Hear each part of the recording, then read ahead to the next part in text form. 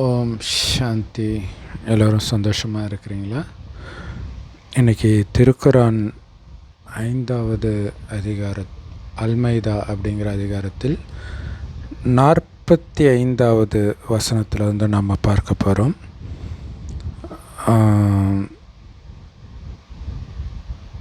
மேலும் உயிருக்கு பதிலாக உயிரும், கண்ணுக்கு பதிலாக கண்ணும், மூக்குக்கு பதிலாக மூக்கும், காதுக்கு பதிலாக காதும், பல்லுக்கு பதிலாக பல்லும் எனவும் காயங்களுக்கும் அதற்கு நிகரான பழிவாங்குதல் உண்டு என்பதாகவும் அவர்கள் மீது அவர்களுடைய வேதமாகிய தௌராத்தில் நாம் விதித்திருந்தோம்.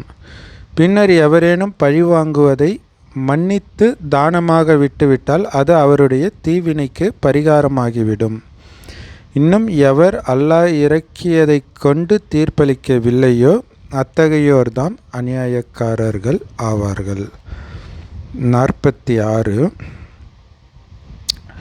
இன்னும் முன் சென்ற நபிமார்களாகிய அவர்களுடைய அடிச்சுவடுகளின் மீதே மரியம்முடைய மகன் ஈசாவையும், அதாவது இயேசு கிறிஸ்துவையும், அவருக்கு முன்பிருந்த தௌராத்தை உண்மையாக்கி வைப்பவராக நாம் தொடரச் செய்தோம். அன்றியும் அவருக்கு இஞ்சிலை நாம் கொடுத்தோம்.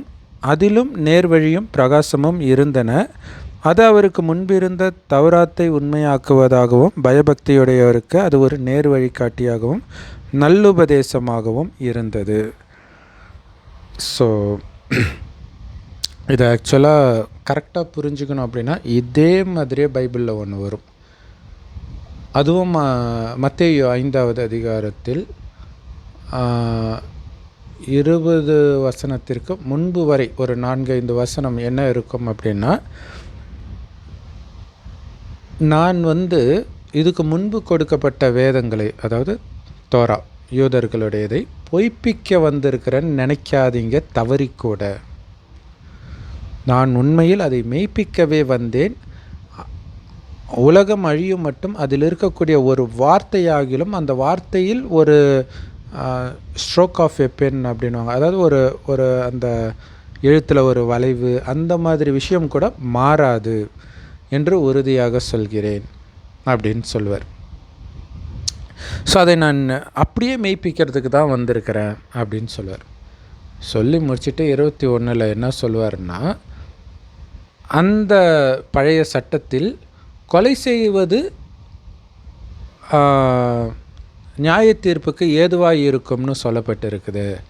ஆனால் நான் சொல்கிறேன், அநியாயமாக உங்கள் சகோதரர் மீது கோபப்படுபவர்கள் நியாய தீர்ப்புக்கு ஏதுவானவர்கள். ஒருத்தனை முட்டாள்னு சொல்கிறீங்க அல்லது வீணா போனவன் சொல்கிறீங்கன்னா நரக நெருப்பில் எரிவதற்கு ஏதுவானவர்கள் அப்படின்னு இருக்கும்.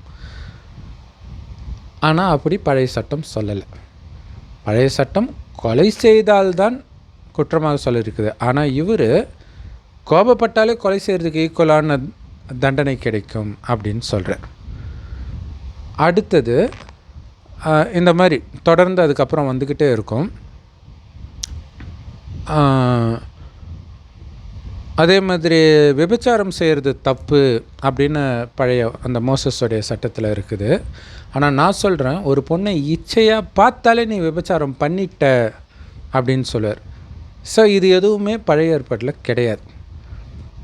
இங்கே என்ன விஷயம் நடக்குது அப்படின்னா, அதை அப்படியே எதிர்க்க தான் செய்கிறார். ஒருவேளை எதிர்க்கலைன்னு வச்சுங்களேன், இயேசு எதுக்கு, இன்னொரு மதம் எதுக்கு, அதே தான் ஃபாலோ பண்ணுறேன்னா எதுக்கு அது? அப்போ இங்கே என்ன நடக்குது அப்படின்னா, அவர் யார்கிட்ட பேசுகிறாரு? அவருக்கு முன்பு இருந்தவர்கள்கிட்ட தான் பேசுகிறார். கிறிஸ்தவ மதம் இன் தி மேக்கிங், இன்னும் உருவாகலை இல்லை. அவர் சொல்கிறத வச்சு அவர் இறந்து பல வருடம் கழிச்சு தான் மதம் உருவாகுது. அது வரைக்கும் அவர் யார்கிட்ட இந்த செய்தியை சொல்லணும்? ஏற்கனவே இருக்கிறவங்க கிட்ட தான் சொல்லணும். ஏய், நீங்கள் பண்ணுறதெல்லாம் தப்புடா அப்படின்னு சொன்னால் விட்டுருவாங்களா? டென்ஷன் ஆகிட மாட்டாங்க? அப்போ முதல்ல அவங்களுக்கு அவங்க மனசை குளிர்ச்சி படுத்தணும். ஸோ அதுக்கு அவர் என்ன சொல்கிறாரு, சூப்பரான மதம் உங்களுடைய மதம், அதுதான் உண்மையிலே கடவுளுடைய வார்த்தை, அதில் ஒரு வார்த்தை கூட மாறாது அப்படின்னு சொல்லி அவங்கள குளிர்ச்சி படுத்தும் போது அவங்களுக்கு குஷி ஆகிடும். அதுக்கப்புறம் அவர் சொல்ல வேண்டியதை சொல்கிறார். இதுதான் பைபிள் ஃபுல்லாகவே நடக்கும். அதே டெக்னிக் தான் இங்கே குரான்லேயும் சொல்லப்பட்டிருக்குது. ஆனால் முஸ்லீம்கள் இதை புரிஞ்சிக்காமல் என்ன சொல்லுவாங்க அப்படின்னா, இல்லை அதெல்லாம் வந்து ஏன்னா இதில் சொல்லப்பட்டிருக்குல்ல, இப்போ அதுதான் சொல்லப்பட்டிருக்கு பாருங்க. 45வது வசனத்தில் வந்து கண்ணுக்கு கண் பல்லுக்கு பல் இப்படியெல்லாம் வந்து தோராவில் நான் சொன்னேன் அப்படின்னு கடவுள் சொன்ன மாதிரி இங்கே போட்டிருக்குது. அடுத்தது, ஆனால் நீங்கள் வந்து அதை மன்னிச்சிட்டிங்க அப்படின்னா அது அவருடைய தீவினைக்கு பரிகாரமாகிவிடும். கர்மத்தின் விதி வந்துடுச்சு, இந்து மதம் ஆயிடுச்சு. அந்த செய்தியை தான் அங்கே சொல்ல வராங்க. ஆனால் யூதர்கள்கிட்ட அதை சொல்லும்போது டென்ஷன் ஆகிடுவாங்க. அதுக்காக தான் நீங்கள் சொல்கிறதெல்லாம் ரைட்டு, அப்படி இருக்குது, அதை நான் தான் சொன்னேன், அதையும் நான் தான் சொன்னேன் அப்படின்னு சொல்லி அவங்கள குளிர்ச்சிப்படுத்தி, அதாவது அதில் இருக்கிறதும் கடவுளுடைய வார்த்தை தான் அப்படின்னு நம்பும்போது தான் அவங்க மனசு குளிர்ச்சி ஆகும். குளிர்ச்சியான பிறகு அப்போ ஆகுனா வெட்டு குத்துன்னு போயிடக்கூடாது இல்லையா. ஆக்சுவலாக நீங்கள் பார்த்தீங்கன்னா அந்த பழைய ஏற்பாடுன்னு கிறிஸ்தவ மதத்தில் சொல்கிறது வந்து தோரா அப்படியே கிடையாதுன்றாங்க. பட் ஆனால் நிறைய கதைகள் அப்படியே அதிலிருந்து இது வருது அப்படின்னும் சொல்கிறாங்க. அதை வந்து ரொம்ப ரொம்ப ரொம்ப ரொம்ப ரொம்ப கடவுள் வந்து ஒரு ரொம்ப கோபக்காரராக, ஒரு நெகட்டிவாக, ஒரு வில்லன் மாதிரி காட்டியிருப்பாங்க. எந்த அளவுக்கு காட்டியிருப்பாங்கன்னா, ஒரு கிறிஸ்தவ சகோதரர் வந்து யூடியூப்பில் பேசுகிறாரு, இந்த உலகத்தை படைத்ததே சாத்தான் தான், அந்த சாத்தான் தான் மோசஸ் மூலமாக சட்டத்தை உருவாக்கியிருக்கிறான், அதை எதிர்க்கிறதுக்கு தான் இயேசு அங்கே ரிபெல் பண்ணியிருக்காரு, எதிர்த்து இருக்கிறாரு. ஆனால் சொல்லும்போது இல்லை அதெல்லாம் ரைட்டு அப்படின்னு சொல்கிற மாதிரி சொல்லிவிட்டு அதைத்தான் எதிர்க்கிறார். அப்போ இயேசு சாத்தானை தான் எதிர்ப்பார். ஆனால் அவர் உண்மையிலே யாரை எதிர்க்கிறார்? பழைய ஏற்பாட்டு கடவுளை. பழைய ஏற்பாட்டு கடவுள் தான் உலகத்தை படித்தார்னு சொல்லியிருக்கார். அப்போ அவர் சாத்தானை எதிர்க்கிறார். அப்போ இந்த உலகத்தை படித்ததே சாத்தான் அப்படின்னு சொல்கிறாங்க. ஆனால் அவங்க அந்த புஸ்தகத்தை வச்சு அவங்க அவ்வளோதான் புரிஞ்சிக்க முடியும். ஆனால் இந்த அளவுக்கு புரிஞ்சிக்கிற அளவுக்கு அவங்க புத்திசாலியாக இருந்ததே ஒரு பெரிய விஷயம். எத்தனை பேர் புரிஞ்சிக்கிறாங்க இல்லை? ஆனால் அது கரெக்டு தான். இயேசு அதை எதிர்க்கத்தான் செய்கிறார். அதே விஷயம் அவருக்கு வந்து ஒரு வேலையோடு முடிஞ்சிச்சு. யூதர்களை மட்டும் வெறுக்கிறதோட முடிஞ்சு போச்சு, எதிர்க்கிறதோட முடிஞ்சு போச்சு. ஆனால் இப்போ குரானுக்கு 2 தலைவலி இருக்குது. கிறிஸ்தவ மதத்தையும் எதிர்க்கணும், யூத மதத்தையும் எதிர்க்கணும். அப்படிலாம் எதிர்க்கிறதுலாம் இல்லைன்னா இன்னொரு மதம் தேவையே கிடையாது இல்லையா. இப்போ சரி இயேசு கடவுள் இல்லை அவ்வளோதானே, அப்போ அப்படி தானே யூத மதத்தில் இருந்துச்சு, அப்போ யூத மதத்தையே ஃபாலோ பண்ணிக்க வேண்டியது தானே. இங்கே விஷயம் அது கிடையாது. இந்த 3மே ஒரே ஏரியாவில் தோன்றுகிற மதங்கள். அப்போ அங்கத்து மக்கள்கிட்ட தான் இதை சென்று சேர்க்கணும். அப்போ அவங்க தான் பெரும்பான்மையானவர்களாகவும் இருக்கிறாங்க, கடுமையான சட்டமும் இருக்குதுன்னும் பொழுது கண்டிப்பாக அவங்க இந்த யுக்தியை ஃபாலோ பண்ணி தான் ஆகணும். ஸோ அப்படி ஃபாலோ பண்ணுற யுக்தி தான் ஆமாம் அப்படி சொல்லப்பட்டிருக்கு தான், அது கடவுளோடது தான். ஆனால் நீங்கள் மன்னிச்சிட்டிங்கன்னா, அதாவது இந்த கண்ணுக்கு கண் இந்த மாதிரிலாம் பழி வாங்காமல் மன்னிச்சிட்டிங்கன்னா பரிகாரம் ஆகிடும். இது வரைக்கும் நீங்கள் செய்த பார்த்துருக்கு, அது பரிகாரம் அப்படின்னு இருக்கு. அது உண்மையிலே கடவுளுடைய வார்த்தை, அதுதான் கடவுளுடைய வார்த்தை. கண்ணுக்கு கண் பல்லுக்கு பல்லுன்றது கடவுளுடைய வார்த்தை இல்லை அப்படின்னு சொல்கிறது தான் இயேசுவோடைய வேலையும். இங்கே குரானில் சொல்லப்பட்டிருக்கும் அதே விஷயம்தான் வருது. கூடுதலாக இயேசு கடவுள் இல்லைன்ற ஒரு எக்ஸ்ட்ரா ஒரு விஷயம் இருக்கும், அவ்வளோதான். ஸோ அப்போ யார் அல்லாஹ் இறக்கியதை கொண்டு தீர்ப்பளிக்கவில்லையோ, இப்போ மறுபடியும் யூதர்களுக்கு சந்தோஷப்படுத்துறதுக்காக இந்த வார்த்தை. ஸோ அல்லாஹ் இறக்கி வச்சது தான் அது அப்படின்னு சொல்லிவிட்டு, அல்லாஹ் இறக்கி வச்சதை கொண்டு யார் தீர்ப்பளிக்கலையோ அவங்க தான் அநியாயக்காரர்கள் அப்படின்போது அவங்களுக்கு வந்து இங்கே நடுவில் ஒரு விஷயம் புதுசாக சேர்த்ததே அவங்களுக்கு தெரியாது இல்லை. வாழைப்பழத்தில் ஊசி சொல்கிற மாதிரி கடவுளுடைய செய்தியும் அங்கே உள்ளே சேர்த்தாச்சு. சேர்த்துட்டு மறுபடியும் பழைய மாதிரியே இதை வந்து மீறலைன்னா அவ்வளோதான், நீங்கள் அநியாயக்காரர்கள் அப்படின்னு சொல்கிறது தான் இங்கே நடக்குது. இது பைபிள் அப்படியே வரும். நீங்கள் வேணால் பாருங்கள், மத்தேயு 5வது அதிகாரத்தில் ஒரு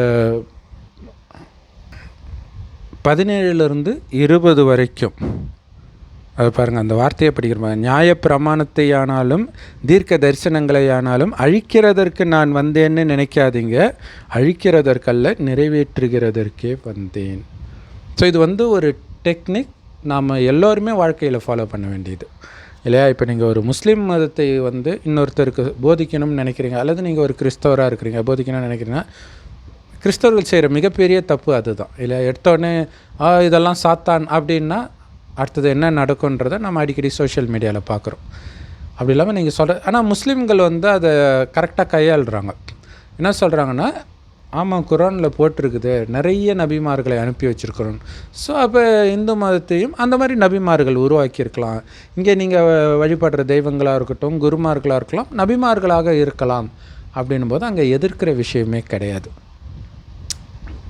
ஆனால் இந்த விஷயத்தை இப்படி பண்ணுங்கன்னு இயேசு சொல்லலை, ஆனால் அப்படி பண்ணி காட்டுறாரு. ஆனால் இவங்களுக்கு அது புரியல. ஏன்னா பார்த்தா தெரியுது இல்லையா, சும்மா ஸ்லைட்டாக நீங்கள் பைபிளை எடுத்து பார்த்தாலே பழைய ஏற்பாடை எதிர்த்து தான் இயேசு பேசுகிறாருன்னு தெரியும்.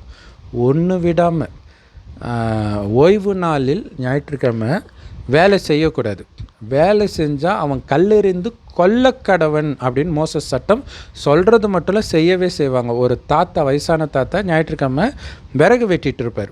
மோசஸ்க்கு தெரிஞ்சிடும், அவங்க ஆட்களை விட்டு மலையிலிருந்து தள்ளி கொள்ளுவாங்க. அதே புனிதமான நாளான ஞாயிற்றுக்கிழமை தான் இயேசு என்ன பண்ணுவார், சில நோயாளிகளுக்கு இந்த குஷ்டரோகம் இந்த மாதிரி க்யூர் பண்ணுவார். தெரிஞ்சிடும், பிடிச்சிடுவாங்க. பிடிச்சிட்டு இவனை கல்லால் அடிங்க அப்படின்னும்போது என்ன நடக்குது இங்கே இல்லையா, கரெக்டாக வருது. அப்போ வந்து இயேசுவை கேட்குறாங்க, பார் நீ வந்து ஞாயிற்றுக்கிழமை சட்டத்தை மீறிட்ட, இது ஒன்று போதும் உன்னை கல்லால் அடித்து சாகடிக்கிறதுக்குன்னு கல்லால் அடிக்கிறாங்க. மோசஸ் சட்டம் என்ன சொல்லுது தெரியுமானோடனே இயேசு சொல்லுவார், மோசஸை பற்றி உனக்கு ஒன்றுமே தெரியாது அப்படின்னு ஃபஸ்ட்டு சொல்லுவார். அடுத்தது என்ன சொல்லுவார், நானே மோசஸின் சட்டம் அப்படின்னுவார். ஸோ அங்கே இருக்கிறது இது ஆப்போசிட்டாகவே வரும். அப்படின்னா அங்கே எதிர்க்கிறாங்க, இந்த மாதிரி நிஜமாகவே நடந்தது அப்படி கிடையாது. எதுவுமே எந்த மதத்தில் உள்ள கதையும் நிஜத்தில் நடந்தது கிடையாது. அதில் ஒரு போதனை இருக்குது. அந்த போதனையை அவங்க சொன்ன விதத்தை இவங்க கதையாக மாற்றிடுறாங்க.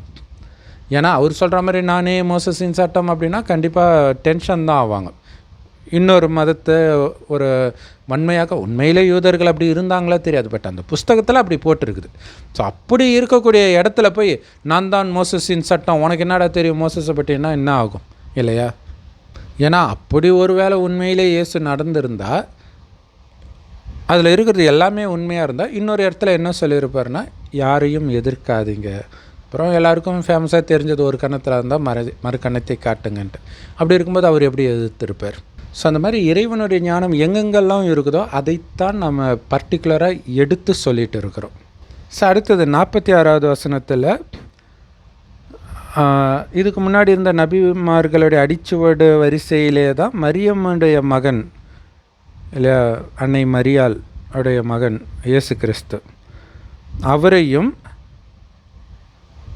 நாங்கள் அனுப்பி வச்சோம். எதுக்கு அனுப்பி வச்சோம் தெரியுமா? இதுக்கு முன்னாடி இருந்த அந்த யூதர்களுடைய புனித நூலான தோராவை உண்மையாக்கி வைப்பதற்காக அனுப்பி வச்சோம்னு வருது. இங்கே வந்து 2 விஷயம் நடக்குது. யூதர்களும் சந்தோஷமாகறாங்க, கிறிஸ்தவர்களும் சந்தோஷமாகறாங்க. ஆனால் பின்னாடி நீங்கள் பார்த்தீங்கன்னா 5 வசனம் கழிச்சு கிறிஸ்தவனை நம்பாதன்னு இருக்கும், யூதர்களை நம்பாத அவனுங்க கூட சேராதன்னு இருக்கும். ஸோ அந்த தௌராத்தின் வழியில் தான் நாம் வந்து இயேசுவை நடக்க வச்சோம், அதை உண்மையாக்கிறதுக்காக தான் அனுப்பினோம். அவருக்கு இஞ்சிலையும் அதாவது பைபிளையும் கொடுத்தோம், அதுலேயும் நேர்வழியும் பிரகாசமும் இருந்துச்சு. அதுலேயும் இருந்துச்சு, அது ஃபுல்லாக நேர்வழின்னு சொல்லலை, இதை தான் அங்கே வார்த்தையுடைய ஆழம் இல்லையா, அதுலேயும் இருந்தது. அடுத்தது, அது அவருக்கு முன்பு இருந்த தௌராத்தை உண்மையாக்குவதாகவும், உண்மையில் நீங்கள் பார்த்தீங்கன்னா உண்மையாக்கிறதா இருக்குது, பொய்யாக்கிறதா தான் இருக்கும். பயபக்தியுடையோருக்கு அது ஒரு நேர் வழிகாட்டியாகவும் நல்லுபதேசமாகவும் இருந்தது.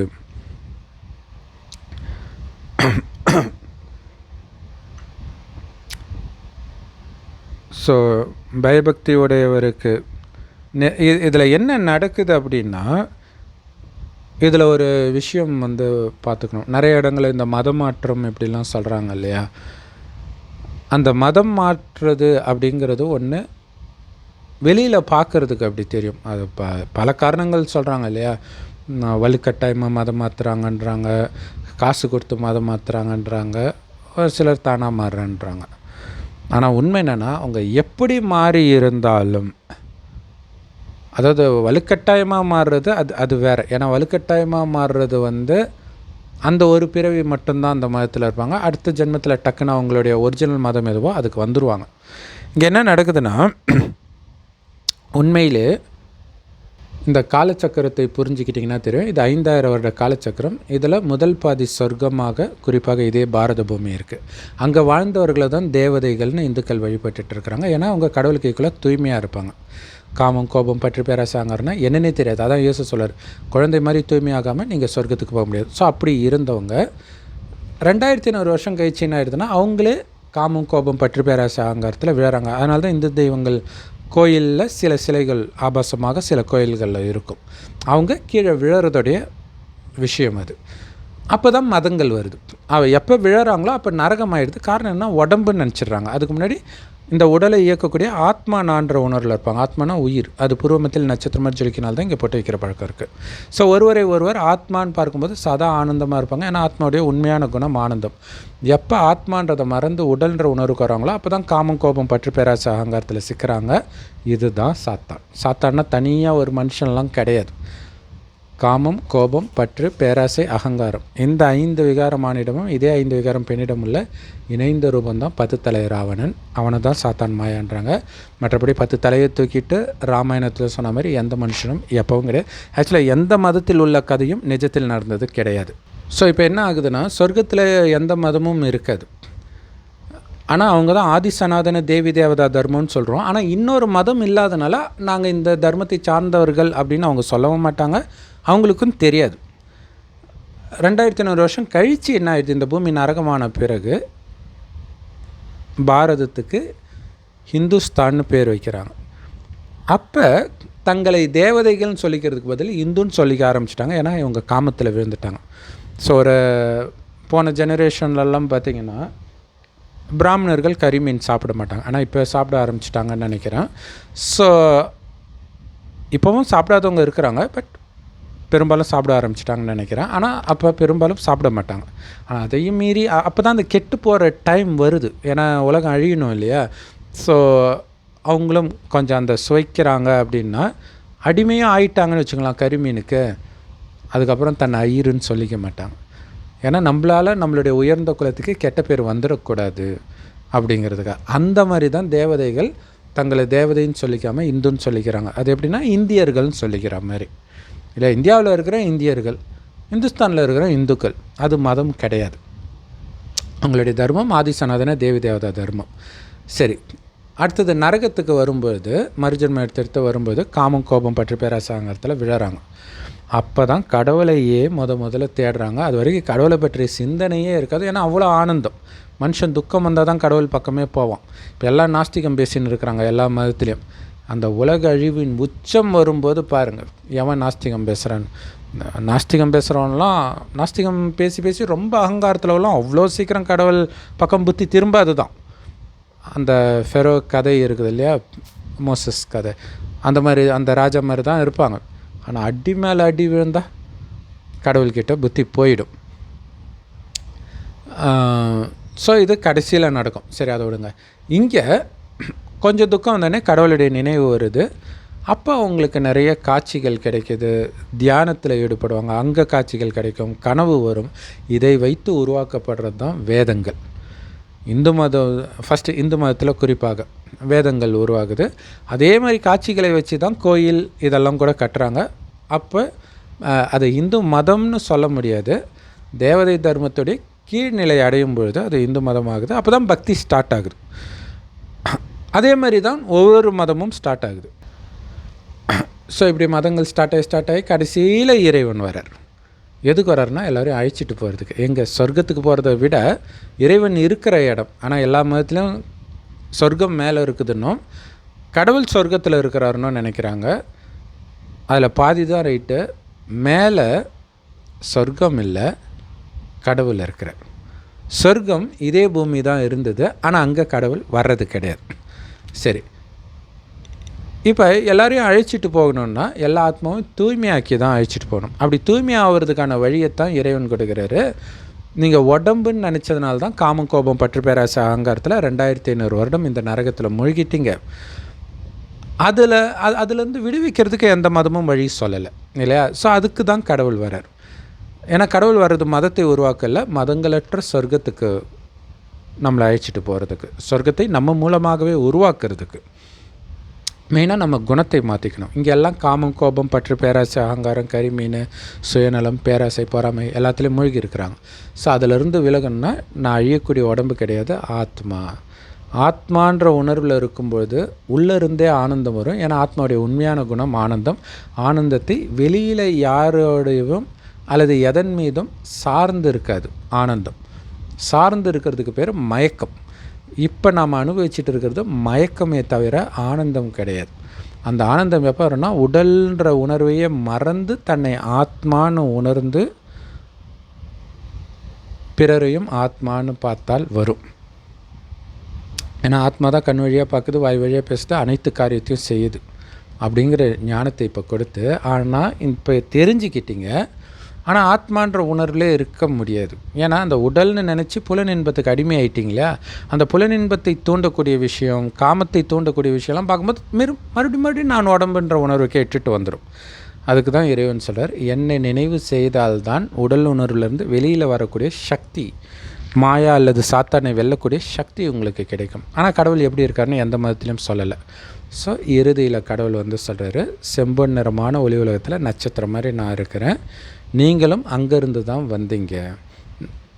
நட்சத்திரம்னா பெரிய சைஸில் கண்ணுக்கு தெரியாத நுட்பமான ஒளிப்புள்ளி, தெரிஞ்ச ஒரு பொருளை வைத்து யாருக்கும் தெரியாத கடவுளை பற்றி சொல்கிறார். ஸோ நம்ம பண்ண வேண்டியதெல்லாம், நானும் அழியக்கூடிய உடம்பு இல்லை, இதை இயக்கக்கூடிய ஆத்மா, உடம்புன்னு ஒன்று இருக்கிறதே மறந்து கடவுளை நினைக்கணும். அவரை தான் அல்லான்னு முஸ்லீம்களும், பரமபிதா இயேசு கிடையாது, பரமபிதான்னு கிறிஸ்தவர்களும், சிவன்னு இந்துக்களும் சொல்கிறாங்க. மற்றபடி கிருஷ்ணரோ உடல் கொண்ட யாரும் கிடையாது. அதனால தான் சிவனுக்கு தான் லிங்க ரூபத்தில் பூஜை நடக்கும். லிங்கன்றது அந்த ஒளியின் நினைவு. ஸோ இப்போ அவரை நினைக்க ஆத்மா தூய்மையாகும் அப்படின்னு கடவுள் சொல்கிறார். ஸோ இந்த ஞானத்தை யாரெல்லாம் எடுத்துக்கிறாங்களோ, கடவுள் ஒரு வயோதிகர் உடல் மூலமாக கொடுக்குற, அந்த வயோதிகருக்கு பிரம்மான்னு பேர் வைக்கிறார். இப்போ பிரம்மா வாய் வழியாக ஞானத்தை கேட்குறவங்க பிரம்மகுமாரிகள். எந்த மதத்தை சார்ந்தவர்களாக இருந்தாலும் இந்த ஞானத்தை ஏற்றுக்கிட்டாலும் ஏற்றுக்காட்டினாலும் கண்டிப்பாக பிரம்மகுமாரிகள் தான். ஏன்னா இந்த பிரம்மாவைத்தான் ஆதாம்னு பைபிள் குரானில் சொல்கிறாங்க. ஆதி தகப்பன், ஆதி பிதா, ஆதி தேவன், ஆதி மனிதன் அப்படின்னா அதுக்கு முன்னாடி மனிதர்கள் இல்லைன்னு அர்த்தம் இல்லை. தேக உணர்வில் இருக்கிற நம்மை, மண்ணினால் ஆன இந்த தேகத்தின் உணர்வில் இருக்கிற நம்மை, நீ மண்ணினாலான இந்த உடம்பு கிடையாது, ஆத்மான்னு எழுப்புறதை தான் மண்ணிலிருந்து ஆதாமை எழுப்பினார் அப்படின்னு சொல்லப்படுது. சரி, அப்போ எல்லாருமே ஆதாமின் பிள்ளைகள் தானே இல்லையா, உலகம் ஃபுல்லாக. சரி, அப்போ இந்த ஞானத்தை கொடுக்கும்போதே இறைவன் என்ன சொல்கிறாரு, நீங்களும் பிரம்மா குமாரிகள் தான், ஆனால் அது உங்களுக்கு தெரியலை அப்படின்னு சொல்லி கொடுங்க அப்படிங்கிறார். சரி, இங்கே பண்ண வேண்டியதெல்லாம் ஆத்மான்னு பரமாத்மா நினைவு செஞ்சுக்கிட்டே நீங்கள் எல்லா காரியமும் செய்ய வேண்டியது தான். எந்த காரியம் செஞ்சாலும் புத்தி இறைவனோட இணைஞ்சிருக்கணும், அவ்வளோதான். ஸோ இப்போ எல்லோரும் மறுபடியும் இங்கேருந்து தான் ஆத்மா வந்தது, மறுபடியும் இங்கே போகுது. இது ஒரு மரத்தை தலைகீழ கவுத்து வச்ச மாதிரி இருக்குது இல்லையா? ஸோ விதையாக இறைவன் இருக்கிறார். கீதையில் இருக்கும், தலைகீழ் சிருஷ்டி மரத்தின் விதையாக நான் இருக்கிறேன். மேபி குரான் பைபிள்னு இருக்கலாம், ஏன்னா நம்ம இப்போ தான் படிக்க ஸ்டார்ட் பண்ணிட்டு வரோம். போக போக அது வரும்பொழுது இருக்கும்னு நம்பிக்கை இருக்குது. ஏற்கனவே படித்தவங்க இருந்தீங்கன்னா ஆமாம் இந்த இடத்துல இருக்குதுன்னு உங்களுக்கு தோணும் இல்லையா? உங்களுக்கு தெரிஞ்சதுன்னா அந்த சூரா அந்த நம்பரோடு போடுங்க. இல்லாட்டினாலும் பரவாயில்ல, குரானில் இருக்குது, நான் படிச்சிருக்கிறேன், ஞாபகம் இருக்குதுன்னாவது கமெண்ட்டில் போடுங்க. ஸோ இங்கே என்ன ஆகுன்னா, இந்த ஒரு இது சொர்க்கம், தேவதை, அங்கே கிளைகள், மதம் கிடையாது இல்லையா, வேறு மதமே கிடையாது. அதனால் ஒரே தர்மன்றதுனால தண்டு 2500 வருஷம், 2500 வருஷம் கழிச்சு கிளைகள் வருது. ஒரு மதமும், கிறிஸ்தவ மதம், முஸ்லீம் மதம், புத்த மதம், சீக்கிய மதம், இது மாதிரி நிறைய மதங்கள் இருக்குது இல்லையா. ஒரு மதமும் ஒரு கிளை. இப்போ என்ன நடக்குது அப்படின்னா, தேவதை தர்மம் அப்படியே இங்கே வந்துருச்சு. அடுத்தது ஒரு தர்மமாக வருது.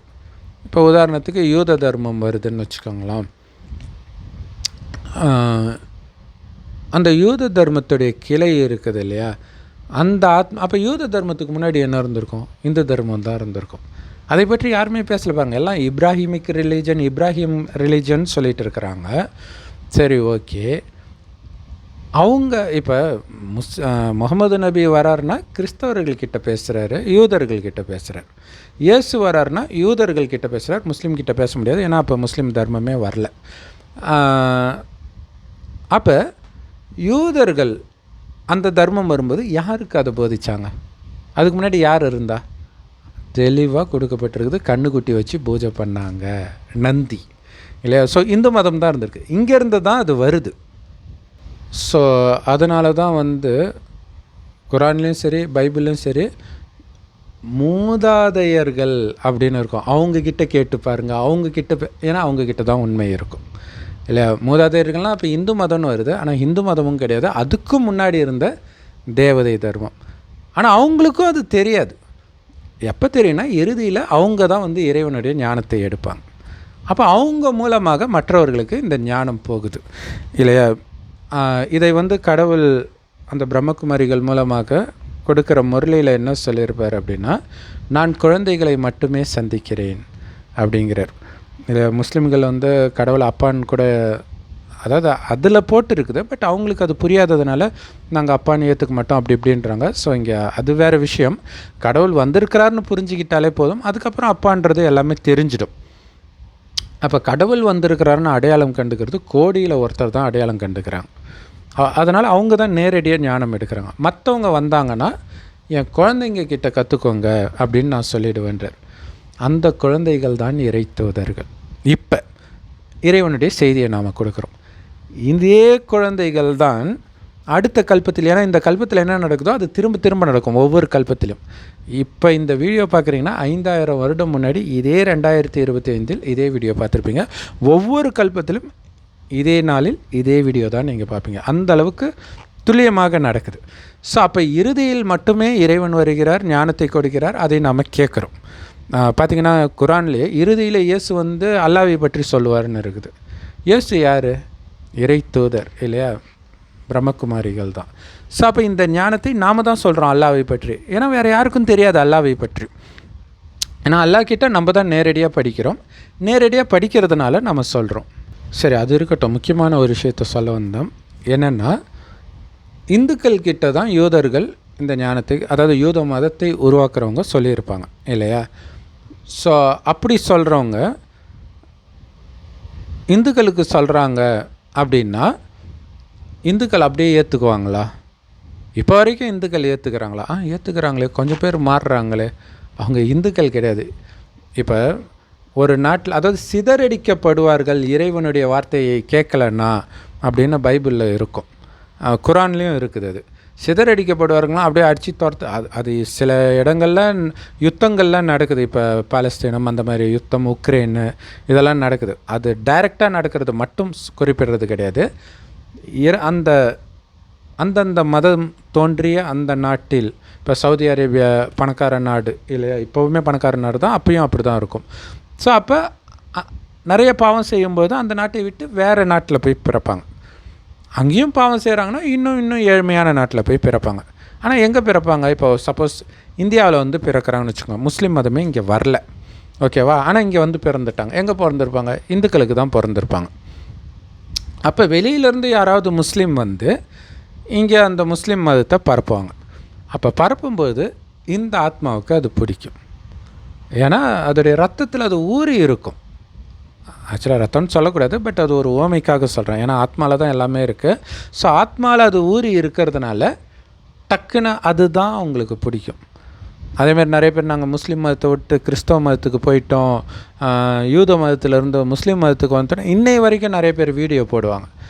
அது விட்டுட்டு வர்றது கிடையாது. அந்த மதத்தில் அவன் போய் பிறந்திருக்கிறான்னா ஒன்று பாவம் செஞ்சதுனாலையும் பிறப்பாங்க, இன்னொன்று கணக்கு வழக்குனாலையும் பிறப்பாங்க. கணக்கு வழக்குனா இப்போ இன்னொரு மதத்தில் உள்ளவர்கள் ரொம்ப க்ளோஸாக இருக்கிறாங்கன்னு வச்சுக்கலாம் ஒரு ஜென்மத்தில் உங்களுக்கு. அப்போ க்ளோஸாக இருக்கும்போது ஒரு கணக்கு வருது. அப்போ அந்த கணக்கு முடிக்கிறதுக்காக மறுபடியும் அதே இதில் போய் பிறப்பீங்க. பட் அப்போ உங்களுக்கு அது சுகமான உறவாக இருந்திருக்கும். ஆனால் அடுத்தடுத்த ஜென்மத்தில் எல்லாம் சக்தி இழக்கிறதுனால அது மோசமான உறவாகி பிச்சு பிடுங்கிட்டு அங்கேருந்து வர மாதிரி இருக்கும். ஸோ இப்படி தான் மதங்கள் வந்து பரப்பப்படலை. உண்மையிலே என்ன நடக்குது அப்படின்னா, ஒரு முஸ்லீம் நாட்டில் இருந்து ஆத்மாக்கள் வெவ்வேறு நாட்டுக்கு போகுது. ஆஃப்ரிக்காவில் நிறைய பேர் முஸ்லீம் ஆகிட்டாங்க. ஆனால் இதுக்கு முன்னாடி அப்படி கிடையாது, கிறிஸ்டின்ஸ் தான் இருந்தாங்க அங்கே. அப்போ அங்கே போய் பிறக்கிறாங்க. ஆஃப்ரிக்கா வந்து நிறைய ஏழ்மைக்கு வந்து ரொம்ப ஃபேமஸான நாடாக இருக்குது இல்லையா. ஸோ அப்போ அது மாதிரி ஏதோ ஒரு பாவம் பண்ணியிருப்பாங்க, அங்கே போய் பிறப்பாங்க. அப்போ வேறு இடத்துல இருந்து அங்கே போய் முஸ்லீம் மதத்தை பரப்பும் பொழுது அவங்க ஈர்க்கப்பட்டு வருவாங்க. இப்போ இதை மெயினாக ஏன் சொல்கிறேன்னா, இப்போ யூதர்கிட்ட பேசிகிட்டு இருக்கிறாங்க இல்லையா. இப்போ யூதர்கள்கிட்ட பேசும்போது முஸ்லீம் மதம் உருவாகலை. கிறிஸ்தவ மதமும் யூத மதத்தை சார்ந்தவர்களும் தான் இருக்கிறாங்க. அப்போ நீங்கள் சொல்கிறதான் கேட்குறேன், நீங்கள் தான் சொல்கிறதான் கேட்குறேன்ட்டு சில இறைவனுடைய ஞானத்தை சொல்லும் பொழுது அந்த முஸ்லீம் தர்மத்து ஆத்மா மேலேருந்து வந்திருக்கும் இல்லையா. ஆல்ரெடி வந்த பிறகு தான் அது மதமாகவே உருவாகும். ஆல்ரெடி வந்திருக்கும். அதனால தான் ஒவ்வொரு மதஸ்தாபகரும் இறந்து ஒரு 100-200 வருடம் கழித்து தான் அந்த புஸ்தகமே எழுதுவாங்க. எல்லா மதத்துக்கும் இது பொருந்தும். காரணம் என்னென்னா, அதுக்கு முன்னாடியே இருந்து என்ன பிரயோஜனம்? யாருமே அந்த மதத்தை சார்ந்தவர்கள் எல்லாம் மேலே இருப்பாங்க. ஸோ மேலேருந்து கீழே வந்துடும். அப்போ இதை சொல்ல என்ன ஆகுனா, கொஞ்சமாக அந்த மதத்தை சார்ந்த ஆத்மாவுக்கு அது பிடிச்சிருக்கும். ஏன் பிடிச்சிருக்குன்னுலாம் தெரியாது. ஏன்னா அது அந்த மதத்தை ஆத்மா, அதுக்கு அதுதான் பிடிக்கும். அதே மாதிரி தான் கிறிஸ்தவ தர்மமாக இருக்கட்டும், ஒவ்வொரு மதத்துலையுமே இப்படி தான் நடந்துகிட்ருக்கு. ஸோ அப்போ அவங்கள வந்து வர வைக்கவும் செய்யணும், அதே நேரத்தில் நம்மையும் பாதுகாத்துக்கணும். அப்போ அதுக்கு முன்னாடி இருந்த மதத்தை புகழ்ந்து தான் கொடுக்கணும். அதுதான் சரியான முறையும் கூட. ஸோ அதேமாதிரி இப்போ அல்லாஹ் நேரடியாக வந்துட்டாருன்னு நாங்கள் சொல்லும் பொழுது கூட, ஏற்கனவே சொர்க்கத்தில் இருந்த அந்த தேவதை ஆத்மா இப்போ எல்லா மதத்துலையும் இருக்கும். ஏன்னா தேவதைன்ற மதம் இப்போ இல்லை இல்லையா. இந்து மதத்துலேயும் இருக்கும், கிறிஸ்தவ மதத்துலேயும் இருக்கும், முஸ்லீம் மதத்துலேயும் இருக்கும், இன்னும் உலகத்தில் என்னென்ன மதங்கள் இருக்கோ உலகத்தில் எல்லா இடத்துலையுமே இருக்கும். அப்போ அந்தந்த மதத்தை சார்ந்தவர்களுக்கு சொல்லும்போது, அந்த மதத்தின் விஷயத்தை சொல்லும்போது இறைவனுடைய ஞானத்தையும் நம்ம சேர்த்து கொடுக்கும் பொழுது டக்குன்னு பிடிச்சிக்கும். ஏன்னா அந்த ஆத்மாவுக்கு எந்த மதத்தில் இப்போ இருந்தாலும் அது திருப்தி இருக்காது, அல்லது பிடிச்சிருக்கும், பட் இருந்தாலும் ஏதோ ஒரு கேள்வி இடிச்சிட்டு இருக்கும். ஸோ அப்போ இந்த ஞானத்தை கொடுக்கும்போது அவங்களுக்கு கேள்விக்கான பதில் கிடைச்ச உடனே டக்குன்னு வந்துடுவாங்க. இப்படி தான் எல்லா மதத்துக்கும் மாறுறது நடக்குது. இறைவனுடைய ஞானம் கூட அப்படித்தான் ஈர்க்கப்படுது. ஸோ இப்போ வரைக்கும் பாருங்களாம், இப்போவே ஜாக்கிர் நாய்க்கில் என்ன சொல்லுவார் இல்லை, இந்து மதத்தில் பாருங்கள் இந்த இடத்துல இப்படி இருக்குது, ஏக இறைவன் அப்படின்னு சொல்லும் பொழுது இந்துக்கள் மாற மாட்டாங்க. ஆனால் இந்து மதத்தில் முஸ்லீம் ஆத்மா வந்து மாட்டிகிட்டு இருக்கும். அப்போ அதுக்கு பிடிச்சிட்டு வரும். அதேமாரி பைபிளை வச்சு அவங்க சொல்லும் பொழுது, மற்றபடி இதில் வாதம் செய்கிறதெல்லாம் ஒன்றுமே கிடையாது இல்லையா. வாதம் செய்கிறதுக்கு என்ன இருக்குது? அவங்களுக்கு அது பிடிக்கும், அவ்வளோதான், முடிஞ்சு போச்சு. ஸோ அதுதான் இங்கே வந்து ஓகே. அதில் 47 இன்னும் உண்மையான இஞ்சிலை, அதாவது பைபிளை உடையவர்கள் அதில் அல்லாஹ் இறக்கி வைத்ததை கொண்டு தீர்ப்பளிக்கவும், இன்னும் எவர் அல்லாஹ் இறக்கி வைத்ததை கொண்டு தீர்ப்பளிக்கவில்லையோ அத்தகையோர் அவர்கள் பாவிகள் ஆவர். ஸோ அது உங்களுக்கு புரியும் இல்லையா. ஸோ இங்கே தீர்ப்புன்றது அந்த வழி தான். அந்த வழி அல்லாஹ் இறக்கி வச்சதை ஃபாலோ பண்ணணும். அப்படி இல்லை அப்படின்னா அவங்க பாவிகள். அதேமாரி அல்லாஹ் சொன்னதை வைத்து நீங்கள் வந்து பேசணும். மற்ற விஷயத்தை அவருடைய ஞானம் இல்லாததை பேசுனீங்கன்னா நீங்கள் பாவிகள். ஏன்னா வந்தது எதுக்கு இல்லையா. இப்போ வந்து கிறிஸ்தவ மதத்தை புகழ்ந்து பேசுகிறாங்க, யூத மதத்தை புகழ்ந்து பேசுகிறாங்க. ஆனால் அது அவங்க லட்சியம் கிடையாது. அங்கே புகழ்ந்து பேசுகிறது அவங்களை குளிர்ச்சிப்படுத்துறது. அவங்க லட்சியம் என்ன? குளிர்ச்சிப்படுத்திட்டு ஞானத்தை கொடுக்குறது, அந்த ஞான இன்ஜெக்ஷனை போடுறது. ஸோ அதை தான் குரான்லேயும் அழகாக சொல்லப்பட்டிருக்குது, பைபிள்லேயும் சொல்லப்பட்டிருக்கு. இது எனக்கு புரியறதுக்கே இத்தனை வருஷம் ஆச்சு இல்லை. நம்ம எவ்வளோ நாளாக இந்த வீடியோ போட்டுருக்குறோம். ஆனால் திடீர்னு இது டச், ஆஹா இது தானே இங்கே இருக்குது அப்படின்னு. அது எவ்வளோ பெரிய அதிர்ஷ்டம் பாருங்க. இப்போ தான் அந்த மத்தேயு அந்த நான் சொன்ன அந்த 5வது அதிகாரத்தில் 17 to 20, அடுத்தது 20க்கு 21, 22 பார்த்துருக்குறோம். இங்கே பார்த்தா அதே விஷயமே வருது. இது எவ்வளோ பெரிய ஆச்சரியம் இல்லையா. 48 மேலும் நபியே, முற்றிலும் உண்மை கொண்டுள்ள இவ்வேதத்தை நாம் உம்மீது இறக்கி வைத்துள்ளோம். ஸோ இதில் பார்த்திங்கன்னா நபியே முற்றிலும் அப்படிங்கிறதே வந்து ப்ராக்கெட்டில் தான் போட்டிருக்கு. ஸோ ஒரிஜினல் குரானில் அது கிடையாது. அதேமாதிரி நிறைய யாரோ ஒருத்தவங்க கேட்டாங்க, அப்போ எதுக்கு குரானில் வந்து நபியே நபியேன்னு ஒவ்வொரு தடவையும் இருக்குது. ஆக்சுவலாக ஒவ்வொரு தடவையும் அதில் இல்லை, இவங்க ப்ராக்கெட்டில் போட்டிருப்பாங்க. சரி, மேலும் நபியே முற்றிலும் உண்மையை கொண்டுள்ள, அதாவது உண்மை என்னென்னா, மேலும் உண்மையை கொண்டுள்ள இவ்வேதத்தை நாம் உம்மீது இறக்கி வைத்துள்ளோம். இது வேதத்திலிருந்து தனக்கு முன்னுள்ளவற்றை உண்மையாக்கி வைக்கக்கூடியதாகவும் அவற்றை பாதுகாப்பதாகவும் இருக்கிறது. ஆகவே அல்லாஹ் உமக்கு இறக்கி வைத்ததை கொண்டு அவர்களுக்கிடையில், இதில் இன்னொரு டவுட் ஒன்று இருக்கலாம், எப்படி இது வந்து எல்லாத்துலேயும் ஒரு சில விஷயங்கள் அப்படியே ரிப்பீட் ஆகுது எல்லா மதத்துலேயும் அப்படின்னா, இது வந்து ஒரு மரம் இல்லையா, இறைவன் விதையாக இருக்கிறார். அந்த விதையுடைய குணம் மரத்துடைய கிளை இலை எல்லாத்துலேயும் இருக்கும் தானே. ஸோ அப்போ இறைவன் கொடுக்குற ஞானம் எல்லா மதத்துலேயுமே கொஞ்சம் கொஞ்சம் இருக்கும், கொஞ்சம் கொஞ்சம், நிறையா இருக்காது, ஃபுல்லாக இருக்காது. ஸோ அப்போ அந்த அந்த டாட்ஸை தான் நம்ம கனெக்ட் பண்ணி சொல்லிகிட்டு இருக்கிறோம். ஃபஸ்ட்டு தோணும், குறிப்பாக முஸ்லீம்கள் வந்து இந்த வாதம் பண்ணும் பொழுதெல்லாம், இல்லை இது பைபிளில் இருக்குதுன்னும் போது எதுக்கு இவங்க இப்படி சொல்லிகிட்டு இருக்கிறாங்க, உண்மையிலே அதுவும் இதுவும் ஃபுல்லாக ஆப்போசிட்டாக தானே இருக்குது அப்படின்னு தோணும். ஆனால் அது ஃபுல்லாக ஆப்போசிட்டாக கிடையாது. நிறைய விஷயங்கள் ஒற்றுமை இருக்குது. ஆப்போசிட்டாக இருக்கிறது பழைய ஏற்பாடும் புதிய ஏற்பாடும் தான். ஆனால் மக்களுடைய நம்பிக்கை என்ன அப்படின்னா, பழைய ஏற்பாடு தான் குரானுக்குள்ளே இருக்குது அப்படிங்கிற ஒரு நம்பிக்கை இருக்குது. ஏன் அப்படி இருக்குன்னா, கொஞ்சம் நிறைய அந்த தீவிரவாத இயக்கத்தை எல்லாம் பார்த்துட்டு பழைய ஏற்பாடையும் படிக்கும்போது இதுதான் அதுக்குள்ளே இருக்குது அப்படின்னு நினச்சிக்கிறாங்க. ஆனால் ஒரிஜினலாக குரானை படிக்கும்போது அப்படியெல்லாம் எதுவுமே இல்லைன்றது படித்தா தான் தெரியுது. ஆனால் எல்லோரும் படிக்கிறத வச்சு முடிவு பண்ண மாட்டாங்க இல்லையா, அவங்க எப்படி நடந்துக்கிறாங்கன்றதை வச்சு தான் முடிவு பண்ணுவாங்க. அதுதான் பிரச்சனையே. ஸோ அப்போ முஸ்லீம்கள் வந்து இது பைபிளில் இருக்குதுன்னு சொல்கிறது பைபிளில் இருக்குதுன்றதுக்காக கிடையாது. அந்த மதத்தை சார்ந்த, அதாவது முஸ்லீம் மதத்தை சார்ந்தவர்கள் கிறிஸ்தவ குடும்பத்தில் பிறந்திருந்தால் அவங்க ஈர்க்கப்பட்டு வருவாங்க, அவ்வளோதான். ஆனால் அதை வந்து பைபிள்லாம் தப்பு அந்த மாதிரிலாம் ஒரு ரஃப் அண்ட் டஃப்பாக பேசுனா எடுத்தோடனே அவங்களுக்கு ஒரு வெறுப்பு வந்துடும், கேட்க மாட்டாங்க. ஸோ இதை வந்து பசித் அப்துல்லான்னு நினைக்கிறேன் ஒரு பேர், இல்லை ஃபேமஸான முஸ்லீம் மத போதகராக இருக்கார். அவர் சூப்பராக சொல்லியிருப்பார். இந்த விஷயத்தை பற்றி சொல்லலை, பட் ஜென்ரலாக சொல்லியிருப்பார். என்ன சொல்லியிருப்பாருன்னா, இந்த இளைஞர்கள்கிட்ட வந்து நீங்கள் வந்து ஒரு ரஃப் அண்ட் டஃப்பாக நீ பண்ணுறது தப்புன்னா, ஆமாம் நான் அப்படி தான் பண்ணுவேன்ட்டு மதத்தின் மீது அவங்களுக்கு வெறுப்பு தான் வரும். அதனால் நம்ம அப்படி பண்ணக்கூடாது, அன்பாக எடுத்து சொன்னால் புரிஞ்சுக்குவாங்க அப்படின்ட்டு.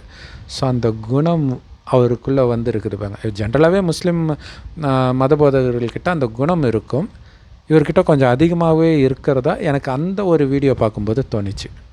ஸோ அதே மாதிரி இன்னொரு விஷயமும் சொல்லணும்னு நினைக்கிறேன். லீட் டிவின்ட்டு ஒரு சேனல் இருக்குது, அந்த குரானை பற்றி பேசுவாங்க. செம்ம அற்புதமாக பண்ணிகிட்டு இருக்கிறாங்க.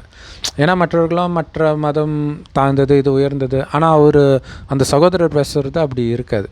இதோ இங்கே குரானில் போட்டிருக்கிற மாதிரி அப்படியே கூல் பண்ணி அவங்கள சந்தோஷப்படுத்திட்டு அப்படியே குரானில் இப்படி சொல்லப்பட்டிருக்குது அப்படின்னு அதையும் அப்படி ஸ்லைட்டாக வந்து சொல்லுவார். ஸோ அந்த ஆத்மா கண்டிப்பாக எனக்கு தெரிஞ்சு சாதாரண ஆத்மாவாக இருந்திருக்காது, மேபி முகமது நபியாக கூட இருந்திருக்கலாம். ஏன்னா எல்லா மதத்தை ஸ்தாபனை செஞ்சவங்களும் இன்றைக்கி இந்தியாவில் தான் பிறந்திருப்பாங்க. ஏன்னா இப்போ கடைசியில் இறைவனை சந்திக்கணும், இறைவன்கிட்ட ஞானத்தை எடுக்கணும் இல்லையா. ஸோ அதனால் அவர் முகமது நபியாகவோ அல்லது அவருக்கு கூட நெருக்கத்தில் இருந்தவர்களில் ஒருவராக இருப்பதற்கான வாய்ப்பு ரொம்ப அதிகம். ஸோ அந்த யூடியூப் சேனல் பேர் லீட் டிவி நெட்வொர்க். சரி,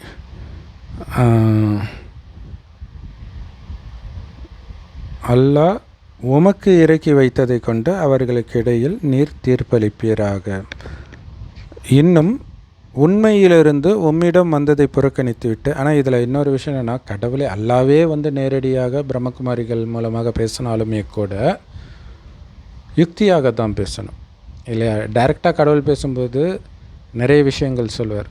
ஸோ அது மேபி மற்றவர்களுக்கு கஷ்டத்தை உருவாக்கலாம்.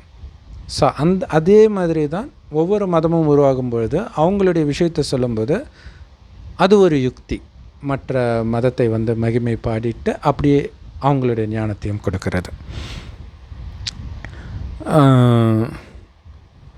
இன்னும் உண்மையிலிருந்து உம்மிடம் வந்ததை புறக்கணித்து விட்டு அவர்களுடைய மன இச்சைகளை நீர் பின்பற்றாதீர். உங்களில் ஒவ்வொரு வகுப்பாருக்கும் மார்க்கத்தையும் இப்போ பார்த்திங்கன்னா எல்லாமே ஒன்று தான் அப்படின்னு சொன்னாலும், ஆனால் உனக்கு கொடுக்கப்பட்டதை விட்டுட்டு மன இச்சையினால் அவங்க வழியை ஃபாலோ பண்ணாத, அவங்க மன இச்சைப்படி நடந்துக்காத. ஸோ அது நிறைய விஷயங்கள் இருக்கும். உங்களில் ஒவ்வொருவருக்கும் மார்க்கத்தையும் வழிமுறையும் நாம் உருவாக்கி இருக்கிறோம். அல்லாஹ் நாடினால் உங்கள் அனைவரையும் ஒரே சமுதாயத்தவராக ஆக்கியிருப்பான். ஆக்சுவலாக அதுதான் அல்லாஹ்வுடைய வேலையை. அது இறுதியில் நடக்குது. அதுதான் இப்போ நடக்குது இல்லையா? இங்கே ஆத்மாவை மட்டும் பார்க்குறோம். எல்லாருக்கும் பொதுவானது ஆத்மா தான். எல்லா ஆத்மாவும் ஒரே மாதிரி தான் இருக்கும். ஸோ எல்லோரையும் ஒன்று சேர்க்குற முயற்சி தான் இப்போ இறைவன் பண்ணிகிட்டு இருக்கிறது. ஏன்னா எல்லோருக்கும் இறைவனோட தொடர்பு இருக்குது. இங்கே மதம் கிடையாது. அப்போ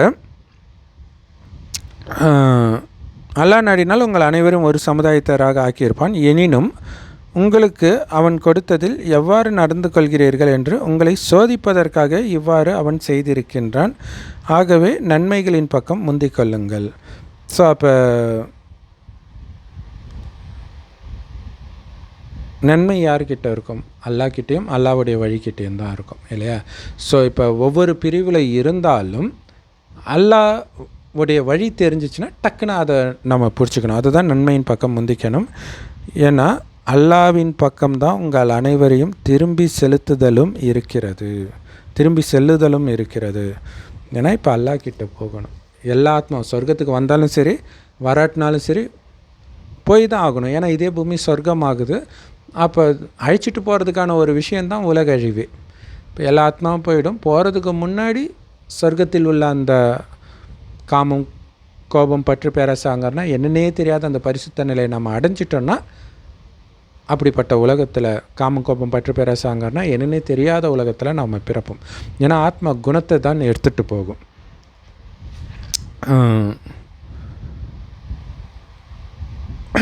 ஸோ எல்லாருமே அங்கே போய் தான் ஆகணும், எந்த மதத்தை சார்ந்தவர்களாக இருந்தாலும். அது சொர்க்கம் கிடையாது, அதை புரிஞ்சுக்கணும். வெறும் ஆத்மா தான் அங்கே போகும்.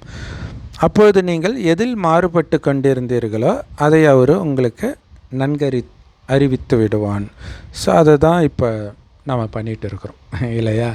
ஸோ எப்படிலாம் டிஃப்ரென்ஸ் வருது எல்லாத்தையும் நம்ம சொல்லிகிட்டு இருக்கிறோம். 49.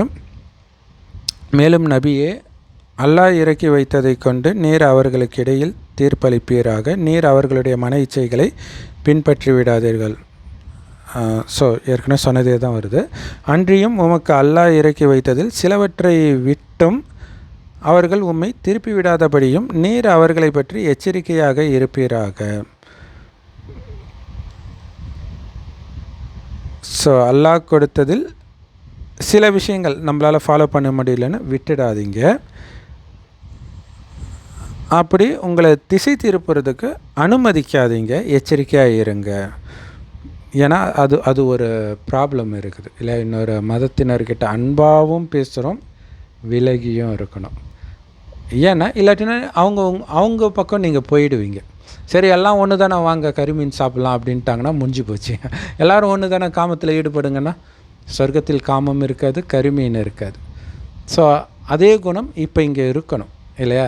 ஸோ அதனால தான் கடவுள் சொல்லார், அன்பாக இருக்கணும், அதே நேரத்தில் விலகியும் இருக்கணும், விடுபட்டும் இருக்கணும் அப்படின்னு சொல்லுவார். விடுபட்டு இருக்கணும்னா இறைவனின் வழிபடி மட்டுமே நடப்பேன், அஞ்சுவதும் அடிப்பணிவதும் அல்லாஹ் ஒருவருக்கேன்னு சொல்கிறோம் இல்லையா? அதாவது அல்லாஹ்வின் வழிபடி மட்டுமே நடப்போம்னு இருக்கிறது அந்த வைராக்கியம்.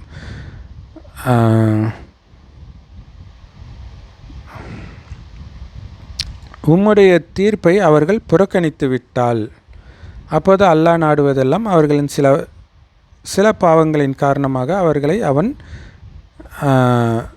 தண்டிக்க பிடிப்பதைத்தான் என்பதை நீ அறிந்து கொள்வீராக. மேலும் நிச்சயமாக மனிதர்களில் பெரும்பாலானோர் பாவிகள் ஆவர்ன்றதோட பாவியாகவே இருந்துடுவாங்க. ஞானத்தை எடுக்க மாட்டாங்க, நேர்வழி திரும்ப மாட்டாங்க. ஸோ அதனால் அவங்க புறக்கணிக்கிறாங்க அப்படின்னா ஞானத்தை கொடுக்கறது நம்ம வேலை. அதுக்கப்புறம் அவங்க ஏற்றுக்கலைன்றத அதாவது கொடுக்கறதுக்கு ட்ரை பண்ணணும், அன்பாக வாதம் செய்யக்கூடாது. இல்லை இதுதான் ரைட்டுனா சரி ஓகே தேங்க்ஸ் அப்படின்ட்டு நம்ம வந்துட வேண்டியதான். ஏன்னா அல்லாஹ்வுடைய செய்தியை கொடுத்தாச்சு, நாளைக்கு ஏன் அல்லாஹ்வுடைய செய்தியை கொடுக்கலன்னு கேட்டுறக்கூடாது யாருமே. இல்லையா, கொடுத்தாச்சு. அதுக்கப்புறம் அந்த தண்டனையெல்லாம் அனுபவிக்கும்போது இந்த ஞானம் ஞாபகம் வரும். அப்போ தானாகவே ஞாபகம் வரும். இன்னும் நிறைய பேர் வந்து சொல்லுவாங்க, இப்போ இந்த வீடியோவை பார்க்குறீங்க, முதல்ல இப்போ தான் முதல்ல பிரம்மகுமாரின்னு ஒன்று இருக்குதுன்னே உங்களுக்கு தெரியுது அப்படின்னா, திரும்ப திரும்ப நிறைய பிரம்மகுமாரிகளை உங்கள் வாழ்க்கையில் நீங்கள் சந்திச்சுக்கிட்டே இருப்பீங்க. ஒவ்வொருத்தரும் ஒவ்வொரு இறை தூதர். அதோடைய நினைவு தான் நிறைய தூதர் இருக்கிறதாக பைபிள் குரான்லெல்லாம் போட்டிருக்குது. சரி, ஸோ அப்படி புறக்கணிக்கிறீங்கன்னா என்ன அர்த்தம்னா, அவங்களுக்கு நிறைய பாவம் இருந்துச்சுன்னா அவ்வளோ சீக்கிரம் ஏற்றுக்க மாட்டாங்க. அதுக்கான தண்டனை வந்து அவங்கள இதை ஏற்றுக்க விடாது, அந்த பாவச்சுமை ஏற்றுக்க விடாது. ஸோ அப்போ அந்த தண்டனை அனுபவிப்பாங்க. ஆனால் கடவுள் வந்து அவங்கள காப்பாற்றணும்னு தான் நினைக்கிறாரு. பட் அவங்க புறக்கணிக்கிறாங்கன்னு போது என்ன பண்ண முடியும்? ஏன்னா பெரும்பான்மையானவர்கள் பாவிகளாகத்தான் இருப்பார்கள். ஆக்சுவலாக எல்லாருமே பாவிகள் தான் இந்த ஞானம் கிடைக்கிறதுக்கு வரைக்கும். கிடைத்த பிறகு முயற்சி பண்ணிகிட்டு இருக்கிறோம் பாவத்தை முற்றிலுமாக அழிப்பதற்கு இறைவனின் நினைவிலிருந்து. பாவத்தை அழிக்கிறதுனா என்ன அர்த்தம்? காமம், கோபம், பற்று, பேராசாங்கன்னா என்னன்னே தெரியாத நிலையை அடையிறது. ஏன்னா சொர்க்கத்தில் கணவன் மனைவி நமக்கு ஒரு வாரிசு வேணும்னு நினைக்கும் போது மனைவி கர்ப்பமாவாலே தவிர காமத்தினால் கிடையாது. அங்கே சிங்கமும் பசுவும் ஒன்றா தண்ணி குடிக்கும்.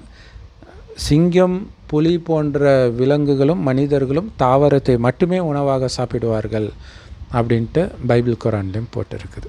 ஸோ அப்போ அப்படிப்பட்ட உலகத்துக்கு அப்போ நம்ம அதையும் சொல்லிவிட்டு இங்கே நாம் அப்படி தான் இருக்கிறோன்னும் போது டக்குன்னு சொர்க்கத்தின் தேவதைகளாக இருக்கிறவங்க டக்குன்னு புரிஞ்சுக்குவாங்க, இது கரெக்டாக இருக்குது அப்படின்ட்டு.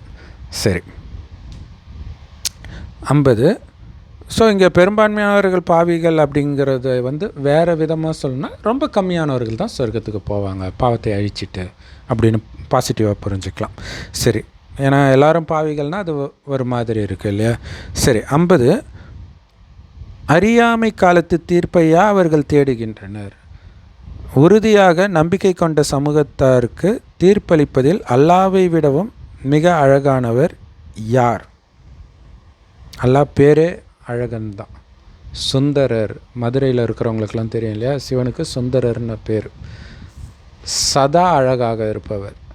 இப்போ இந்த ஞானத்தை எடுத்துகிட்டு சொர்க்கத்தில் மிக உயர்ந்த பதவி அடைகிறவர் தான் கிருஷ்ணர். மற்றபடி மகாபாரதத்தில் இருக்கிற மாதிரி கிருஷ்ணர்லாம் நிஜத்தில் அப்படிலாம் கதை நடக்கலை. பொண்ணுங்க ட்ரெஸ் எடுத்தார், கொலை பண்ணார், அப்படிலாம் நடக்கலை. அங்கே ரொம்ப சிங்கம் புலியே அமைதியாக அன்பாக இருக்கும்போது மனுஷங்க எப்படி இருப்பாங்க, ராஜா எப்படி இருப்பாங்க இல்லையா? ஆனால் அந்த கிருஷ்ணர் ரொம்ப அழகாக தான் இருப்பார். ஆனால் எப்போவும் கிடையாது. அடுத்தடுத்த ஜென்மத்தில் கொஞ்சம் கொஞ்சமாக அழகு குறையும், குணம் குறையும், எல்லாமே குறையும். ஆனால் சிவபெருமான் அல்லது அல்லாஹ் எப்போவுமே அழகாக இருப்பார். முதல்ல அவர் உடம்பே எடுக்கிறது கிடையாது, பிறவியே எடுக்கிறது கிடையாது. கடைசின்னு ஒரு வருடம் வேறு ஒருத்தர் உடம்புல வந்து ஞானத்தை கொடுக்கிறார். கலியுகத்தின் இறுதியில் உலகம் மோசமாகும்போது தான் வராரு. ஆனால் அவர் கொஞ்சம் கூட மோசமாகிறதில்ல. ஸோ அதனால தான் அவரை விட மிக அழகானவர் யார்? அல்லாவை விடவும் மிக அழகானவர் யாருன்றதுக்கே தனிப்பட்டு அர்த்தம் இருக்குது. பட் இங்கே இன்னொரு விஷயத்தோடு சேர்த்து சொல்கிறாங்க.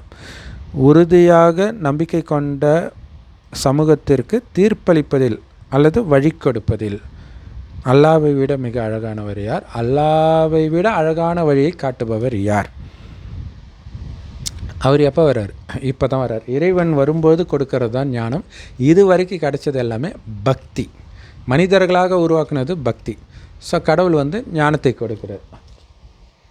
அப்போ அறியாமை காலம் அப்படிங்கிறது வந்து இது ஞான மார்க்கம், இது பக்தி மார்க்கம்னு கடவுள் சொல்வார். இறைவன் ஞானத்தை அடைந்த பிறகு தான் உடல்ற உணர்வில் தான் இந்த பிரச்சனையவா பாவமே செய்கிறோமா அப்படின்னு நம்ம தெரிஞ்சுட்டு மறுபடியும் ஆத்ம உணர்வுக்கு வரும். சொர்க்கத்திலும் ஆத்ம உணர்வுலே தான் இருப்போம். இப்போ ஆரம்பித்து 2500 வருடம், அடுத்த 2500 வருடம் ஆத்மான்றதை மறக்கிறோம் பார்த்திங்களா? அதுதான் அறியாமை. நான் யார் என்பதை அறியாத காலம், அஞ்ஞான காலம் அப்படின்னு சொல்லலாம், பக்தி மார்க்கம்னு சொல்லலாம். அப்போ அறியாமை காலத்தின் ஞானத்தையா அவங்க தேடிட்டு இருக்கிறாங்க, வழிமுறையை தான் தேடிட்டு இருக்கிறாங்களா கடவுள் வந்தும் அப்படிங்கிறதான் இதோடைய அர்த்தம். ஸோ அழகான வழியை, மிக எளிமையான வழியை கொடுக்கக்கூடிய இறைவனே வந்த பிறகும் இவர்கள் அறியாமை காலத்து வழியைத்தான் தேடிட்டு இருக்கிறாங்களா அப்படின்னு அல்லாஹ் கேட்குறாரு. ஸோ நம்ம ஏற்கனவே சொன்னோம் பார்த்திங்களா, 51 வருது. விசுவாசம் கொண்டாரு யூதர்களும் கிறிஸ்தவர்களையும் உங்களுக்கு நண்பர்களாக ஆக்கிக்காதீங்க, உங்களுக்கு விரோதம் செய்வதில் அவர்களில் சிலருக்கு பாதுகாவலராகவும் இருக்கின்றனர். உங்களில் எவரேனும் அவர்களை தனக்கு பாதுகாவலராக்கி கொண்டால் அப்போது நிச்சயமாக அவரும் அவர்களில் உள்ளவர்தான். நிச்சயமாக அல்லாஹ் இந்த அநியாயக்கார சமூகத்திற்கு நேர் வழி காட்ட மாட்டான் அப்படின்னு வருது. ஸோ இதை நம்ம மறுபடியும் அடுத்த வீடியோவில் பார்க்கலாம். பட் மெயினாக சொல்ல வர்றது என்னென்னா, அங்கே குளிர்ச்சி படுத்திட்டு இங்கே அப்படியே வந்து அவங்க கூட சேராதீங்க அப்படின்னு சொல்கிறாங்க. ஸோ அது என்னங்கிறத வந்து நாம் அடுத்த வீடியோவில் பார்க்கலாம். ஓம் சாந்தி. தேங்க்ஸ் ஃபார் வாட்சிங்.